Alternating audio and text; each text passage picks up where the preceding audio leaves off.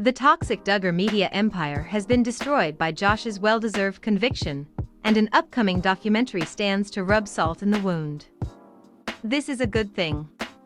The Duggars and those like them need to be exposed. But Jim Bob's disgrace does not mean an end to the IBLP cult, or to the toxic subculture that ruins lives. The threat that the Duggars have always represented remains. For too many people, Josh's conviction was the beginning and the end of their issues with the Duggars. This is not their moral failing alone. They have seen a sanitized, marketable version of the extreme beliefs and lifestyle of the family.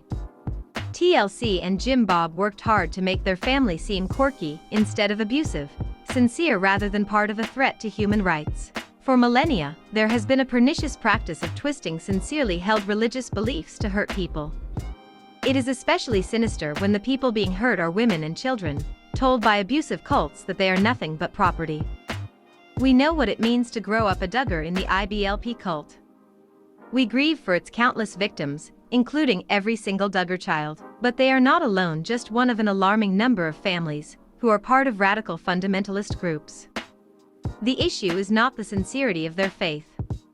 The issue is the abuse, the obsessive control that robs their children of a lifetime's choices, and the dangerous politicization of their religion. For nearly half a century, white evangelical Christianity has been weaponized in the American political arena. Christians as a whole make up 65% of the United States population, their symbols and beliefs enshrined on public monuments and in courthouses. Despite being two-thirds of the populace and claiming every president in our nation's history, some Christians claim to be oppressed. Promoting a false fear of extinction is a useful tactic for motivating a large base of people. In the case of white evangelicals, the narrative that their beliefs are under attack is used to generate money and political power. Decades ago, the hot-button issue was racial integration. Today, those same people stir up hatred about transgender rights and critical race theory hysteria. Toxic purity culture holds that human sexuality is inherently evil, that women's value is inherently tied to sex and reproduction. Fundamentalists take gender roles and sex negativity, like everything else, to further extremes. The Duggar brand embodies patriarchal values, with Jim Bob's wife and unmarried children essentially being his property until married to a spouse that meets his approval. But that was never the focus of the Duggars when they appeared on TLC. Instead, the focus was their silly clothes, required due to strict guidelines of the cult, bad hair, favored by cult founder Bill Gothard, and those oddball courtship rules.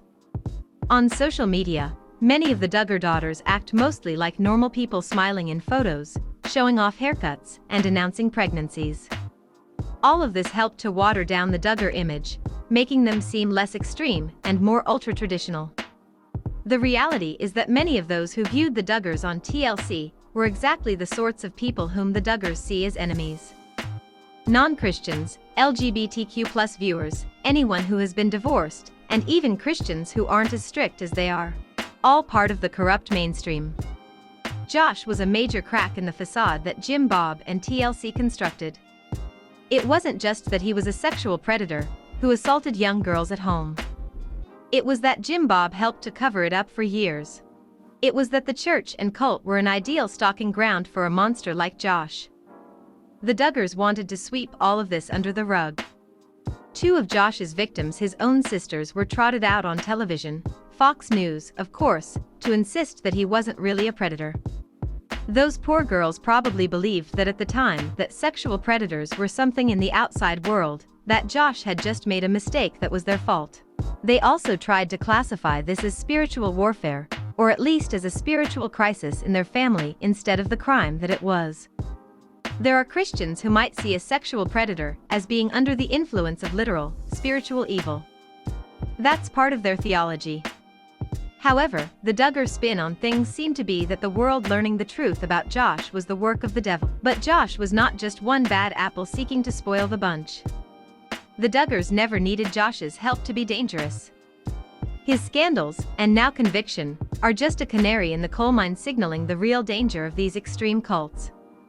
A group that believes that fundamental human rights run counter to their beliefs should not continue to be portrayed as harmless eccentrics on TLC.